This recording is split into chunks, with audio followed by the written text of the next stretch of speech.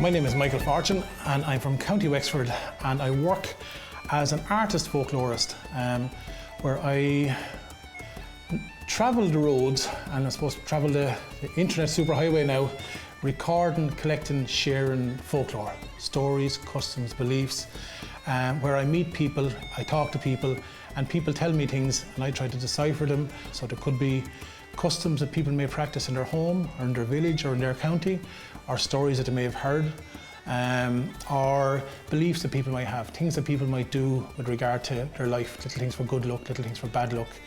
And you'd be working, in my case, even though I grew up, born and bred in the countryside in County Wexford, I'd be working, finding folklore in rural areas as well as in towns and in cities. In the hearts of middle of cities, in the middle of Limerick City, you'll find folklore the same as you'd find it in rural County Roscommon. For those of you who don't know, folklore, it's a study of the lives that we live and the things that we do. Now, whether they could be our beliefs, what we believe in, whether they could be things that we celebrate, whether it's Halloween or putting up a May bush on May Day or Christmas, but also even things that we do that we don't realise as folklore. Things that we could do, like even little things like, if your mammies and daddies ever told you, never put new shoes on the table because it was bad luck. Never put an umbrella up in the house, it was bad luck. Don't walk under a ladder because it was bad luck. There were loads of things you wouldn't do was bad luck, you know. So those little things are all little parts of folklore, and we don't realise they're things that we do, but we do them. One of the areas in which I work, which at the start, was I started to use film, or video as we called it, to record people telling me stories. So, and one of the lovely things which attracted to me, I grew up on the coast of Wexford with my own mother and my grandmother and the immediate house around us where there were stories told. Now, you take half of them with a pinch of salt now, to be fair, right? But I always was interested in the stories. But I was interested in the stories, but I was also interested in the people, their accents, what they sounded like, what they looked like. And video was a tool in which for us to capture that. So for 20 years, we'd be recording. In the past, it was on through DVD, and you do screenings back in local halls and daycare centres and very, very local things, and in schools, and a lot with young people as well. And nowadays, you do a lot of work recording and sharing on through social media, YouTube, and that kind of thing. And even just like DVDs here that would have been recorded maybe in 2005 and 6. On these DVDs, you'd have collections of people talking about Ras and fairies, Raheens, where the fairies lived, where we'd never meddled with a Raheen, or a Ra was a circular enclosure, it was in the middle of a field. You'd find them all over Ireland. There are thousands of them all over Ireland. Every county in Ireland will have a Raheen, but lots of a story that the fairies lived there. You never cut sticks off it. If you cut sticks off it, you get bad luck. If you knocked it down, you'd get bad luck. And these were, in some ways, in a strange way, these stories kind of protected these structures from being knocked down because people were afraid of them. Once you plant that little element of superstition in with them, or a little element of fear to protect them. Down in Limerick City, there was a great story that the Banshee lived in the handball alley down in St Mary's Park, and if you went down and touched the four corners and said "Hail Mary" backwards, the Banshee would come out and she'd haunt you. Now obviously you can take that with a pinch of salt, but the stories were invented to keep the kids away, so that because there were big boys down there, and big boys and girls down there, and their mammies and daddies invented the stories to keep them away. So there's reasons why we do these things, and some of the reasons we can understand, and more times they're forgotten about. I've got 3 little girls at home in Wexford, and they're aged 10, 8 and 6. And every night when they go to bed, I would tell them stories, and I'd record them on my mobile phone, and I recorded me telling them stories I would have heard from my mother, but then I'd make up little bits and throw little bits of lies into them as well. And it's called the Bull in Donoghue's Field, and it's basically just a little bunch of stories. And I guarantee you, your mammies and daddies and grannies and all, whatever, sometimes by talking, these stories they're lovely because they can anchor you in a place in your village or a town or the suburbs or wherever you live. But I'm sure that in your own homes, that your own mammies and daddies and grannies and all will tell you stories as well. And one of the things which I find really interesting in my work, and we should never lose sight of that, you're talking about traditions and customs and making people aware of them, but one of the really, really special things I find is the idea of talking to people, being able to talk to someone. And that's as valuable as a story itself. For those of you who don't know, the May bush is it's a great time of the year in Ireland. May is probably my favourite month of the year because it's the start of summer. It's Bealtaine.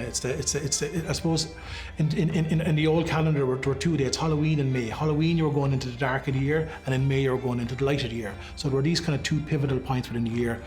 And with May, you welcome the summer, but you welcome the summer and you did certain things.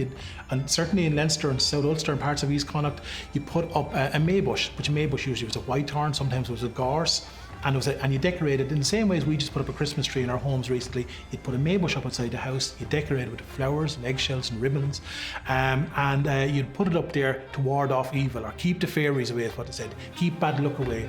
But even like around Halloween, all those lovely games you played, whether you're bobbing for apples or whether you're dunking for money or whether you're putting money in your call cannon, you know, those kind of things. They're good. We either the great thing about what I find about the work that I do is by generating these conversations, we throw them out there, and people then can make up their own mind whether, God, I like that, I might use that, or I might not use that. I think Irish people like ritual, and I think we like those kind of things in our lives. Even though we say to ourselves, I don't believe any of that old stuff, but there's always a but. You know, that kind of way I meet people say, I don't believe any of that, but. And even interesting small little things like this as well, of people putting up, again, seeing through Facebook posts and sharing of stuff like that, of taking a bit of straw from the crib or getting a bit of straw from somewhere for a bit of luck. People go, sure, I might as well do it, it'll do me no harm, you know. And I even do it myself. I use it to keep my cards in place. You put a bit of straw in, because now we're all tapping these days, so you'd put your straw there beside your bank card, so you'll have a few bob for the year, right? And I see more and more people doing that as well, right? Whether it's for keeping your cards in place or whether it's for a little bit of secret luck underneath it all. I had a conversation with a mum from Dublin only in the last 2 weeks around keeping straw, and everywhere you go there's regional variations or family variation. She had this lovely one. She said that she used to always keep a piece of straw, and then around New Year she'd wrap it around a coin and put it into her purse. And all during the course of the year, then she says to me, during the course of the year, if her money disappeared, I'd no money, I'd always have that, and said I could be dying for that €2, but said I'd never spend it. I'd leave it as it is with the hope that there'll be a few bob come to me in the months to follow. So we do things just maybe for comfort or maybe for tradition. We don't realise we're doing them. Here's the one thing about folklore. It's okay, there's nothing fixed. So if your mammy or daddy or granny or someone tells you a story and your neighbour down the road is a different version of that story, none of them are wrong. They're equally right, you know, that kind of way. And that's the great thing about it. And what might be done in West Limerick might be very different than what's done in North Kildare. There might be slightly different takes on them, but you know, but they're still equally as valid. And that's what's really, really important. It's about accepting difference as well. That's really important, to be able to accept difference and to accept that things are different and we're all different. And that's what kind of makes us special. And there's a lot to be said by asking, I find. And I'd love to, if you would go home and just have a chat with your mammy or daddy or whoever's in the house with you at home now, or even take up the phone or FaceTime them or whatever you want to do, and ask them a few questions. Did you do that? Did you put up a May bush? Did you sprinkle flowers on May Day? Did you put money in your pancakes? Sometimes one question you will say will lead to another. Ask about the fairies, ask about the banshee, even just for entertainment purpose, ask about it, right? And you'll be surprised. And if you want to, you can just remember it, just listen to use your ears, take it all in. Or if you want to, again, with permissions from parents and all this, I'm a great believer in the fact now our mobile phones, we have access to mobile phones to record again.